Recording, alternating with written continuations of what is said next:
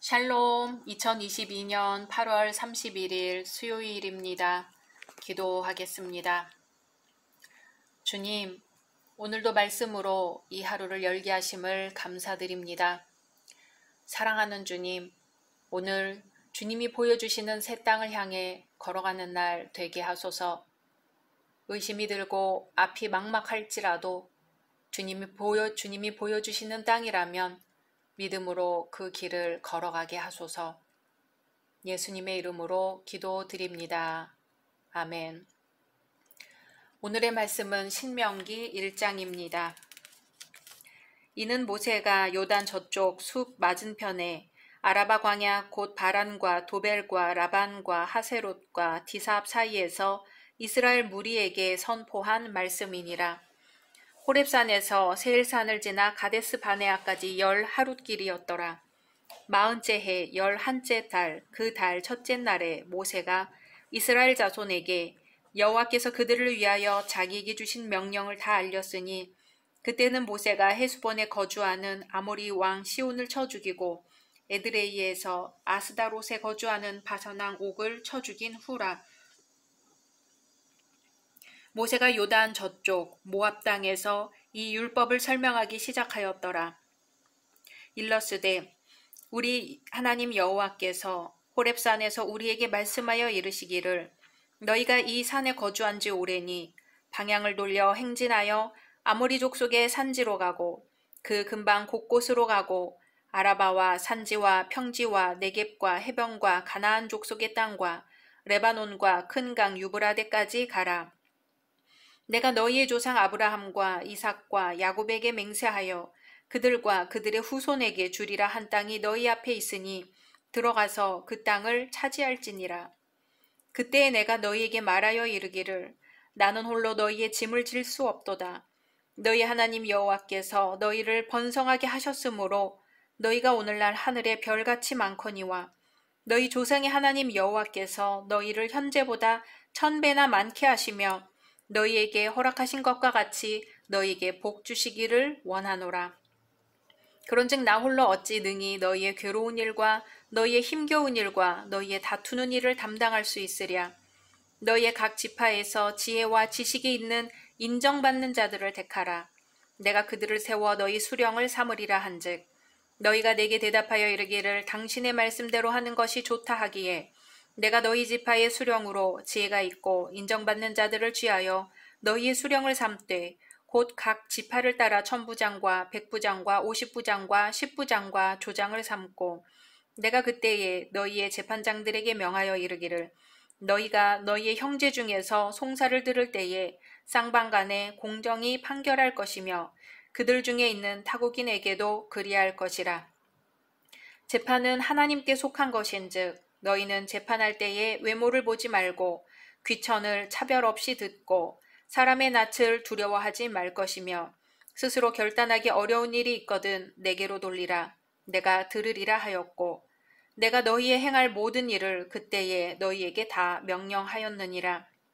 우리 하나님 여호와께서 우리에게 명령하신 대로 우리가 호렙산을 떠나 너희가 보았던 그 크고 두려운 광야를 지나 아모리 족속의 산지 길로 가데스 바네아에 이른 때에 내가 너희에게 이르기를 우리 하나님 여호와께서 우리에게 주신 아모리 족속의 산지에 너희가 이르렀나니 너희 하나님 여호와께서 이 땅을 너희 앞에 두셨은즉 너희 조상의 하나님 여호와께서 너희에게 이르신 대로 올라가서 차지하라.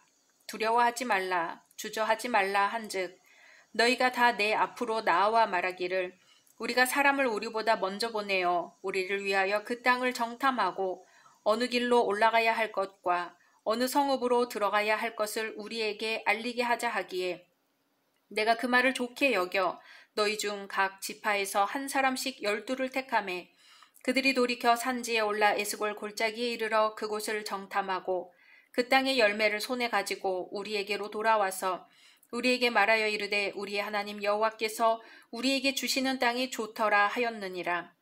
그러나 너희가 올라가기를 원하지 아니하고 너희 하나님 여호와의 명령을 거역하여 장막 중에서 원망하여 이르기를 여호와께서 우리를 미워하심으로 아모리 족속의 손에 넘겨 멸하시려고 우리를 애굽 땅에서 인도하여 내셨도다. 우리가 어디로 가랴?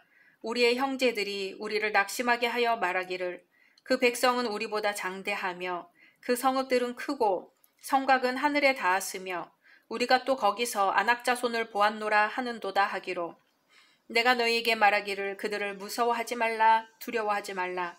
너희보다 먼저 가시는 너희 하나님 여호와께서 애굽에서 너희를 위하여 너희 목전에서 모든 일을 행하신 것 같이 이제도 너희를 위하여 싸우실 것이며 광야에서도 너희가 당하였거니와 사람이 자기의 아들을 안는 것 같이 너희의 하나님 여호와께서 너희가 걸어온 길에서 너희를 안으사 이곳까지 이르게 하셨느니라 하나 이 일에 너희가 너희의 하나님 여호와를 믿지 아니하였도다.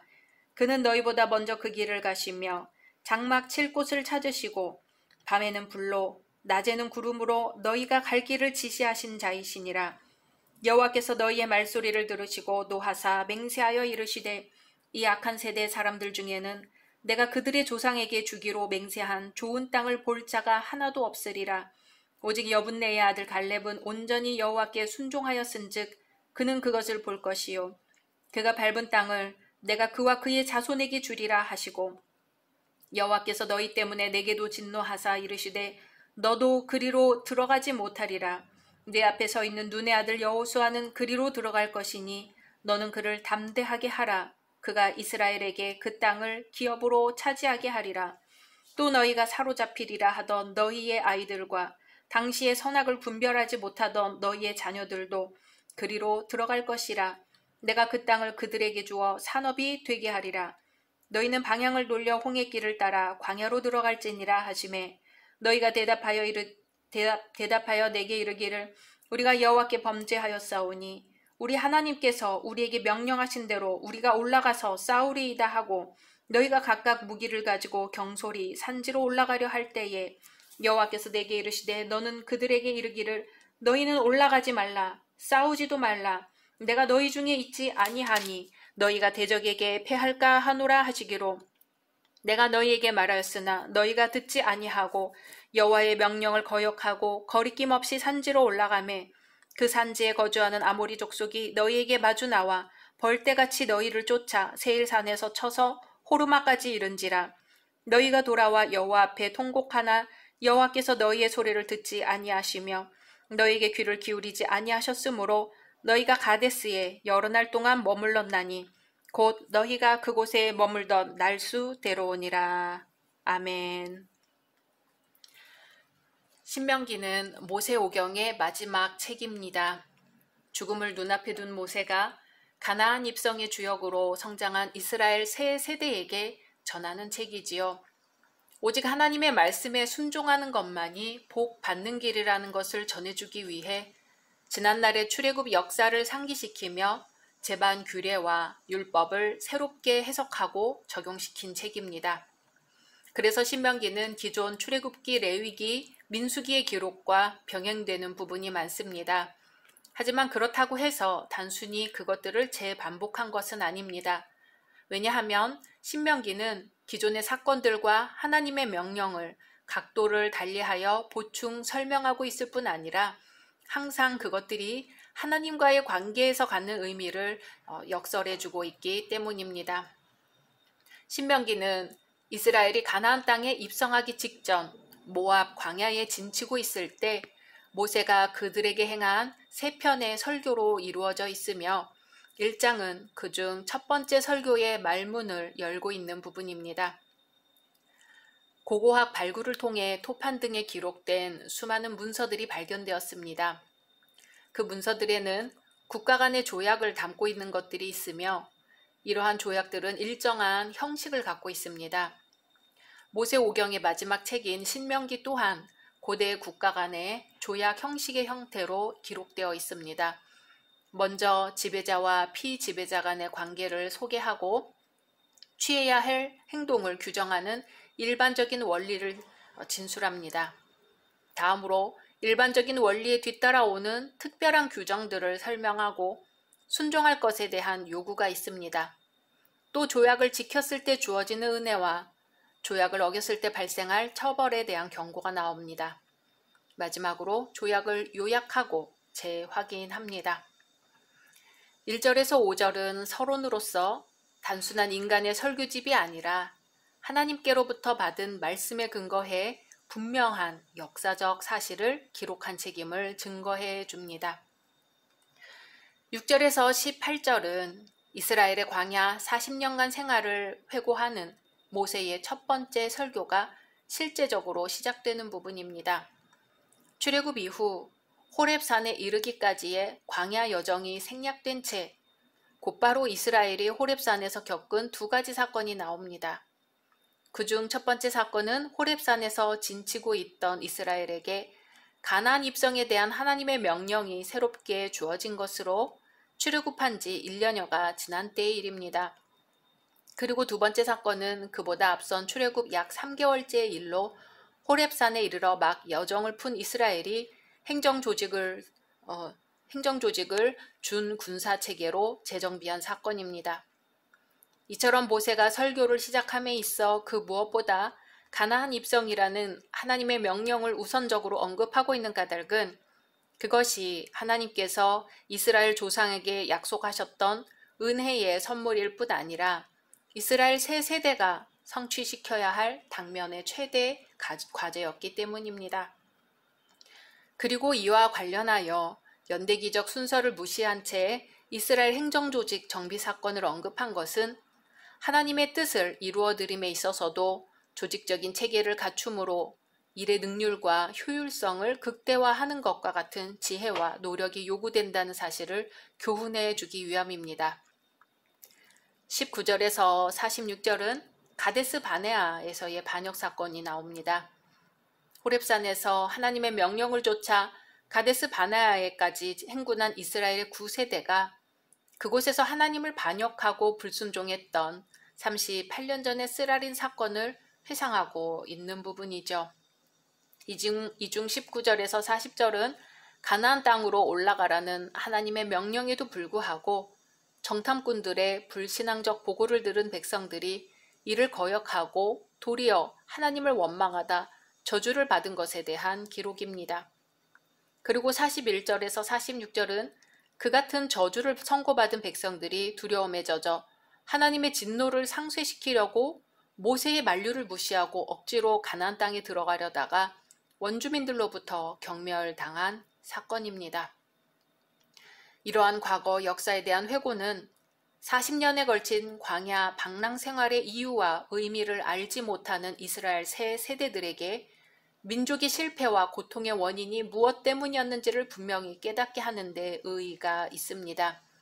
또한 그들에게 향후 나아가야 할 올바른 방향을 역설적으로 가르치기 위한 것이었다는 데 그 의미가 있습니다. 즉 얼마 안 있어 가나안 땅을 정복하고 그곳에 하나님의 뜻을 구현해 나가야 할 이스라엘 새 세대들 역시 불순종의 범죄가 얼마나 무서운 것인지를, 그리고 그 대가가 얼마나 처참한 것인지를 뼈저리게 깨달아야 할 필요가 있었던 것이죠. 전쟁 중 우리나라에 있었던 실화라고 합니다. 만삭이 된 한 어머니가 아기를 낳기 위해 어떤 집을 찾아가던 중이었어요. 그 어머니는 그만 그 집에 이르지 못하고 길에서 진통을 하기 시작했습니다. 가진 것이 아무것도 없었던 어머니는 어느 다리 밑에 겨우 자리를 잡아 아기를 분만하게 되었어요. 추운 겨울 아무도 도와줄 사람이 없는 가운데 그 어머니는 모든 것을 혼자 처리하고는 아기가 춥지 않도록 자기 옷을 모두 벗어서 아기를 감싸 주었습니다. 해산 직후 어머니는 추위에 그만 얼어 죽고 말았지요. 얼마 후 어느 미군 장교 한 사람이 차를 타고 그 근처를 지나다가 휘발유가 떨어졌습니다. 그는 부대로 연락을 취해놓고 차에서 내려 그 부근을 거닐면서 기다리고 있었지요. 그때 어디선가 이상한 아기 울음소리가 들렸어요. 깜짝 놀란 그 군인은 그 소리를 따라 다리 밑까지 내려오게 되었습니다. 거기서 그 군인은 기가 막힌 장면을 목격했어요. 어머니는 벌거벗은 채 얼어 죽어 있었고 어머니의 옷에 둘러싸인 갓난아기가 몹시 울고 있었던 것이지요. 그 장교는 내가 여기서 기름이 떨어진 것이 어쩌면 하나님께서 이 아이를 살리기 위함인지도 모르겠다 생각하고는 그 아기를 데려다가 양자로 삼았습니다. 그 아들은 미국에서 훌륭하게 자라 성인이 되었지요. 늘 자신의 출생에 대해 알고 싶어 하던 그 아들은 어느 날 자기를 키워준 아버지로부터 자기를 낳아준 어머니에 관해 듣게 되었습니다. 그 아들은 어머니의 무덤을 찾아 한국까지 나아왔습니다. 그리고 어머니의 무덤 앞에서 자기 옷을 벗어 무덤 위를 덮으면서 울음을 터뜨렸습니다. 어머니, 얼마나 추우셨어요. 나를 살리기 위해 어머니는 그런 희생을 치르셨군요. 저는 어머니의 사랑을 생각하면서 벌거벗고 굶주린 사람들에게 예수님의 사랑을 전하겠습니다. 이 어머니의 사랑이 전부를 주신 예수님의 사랑이지요. 우리는 얼마나 더 의심하고 얼마나 더 원망해야 하나님의 온전하신 사랑을 깨달을 수 있을까요? 각자 말씀 묵상하신 후 주기도문으로 마치겠습니다.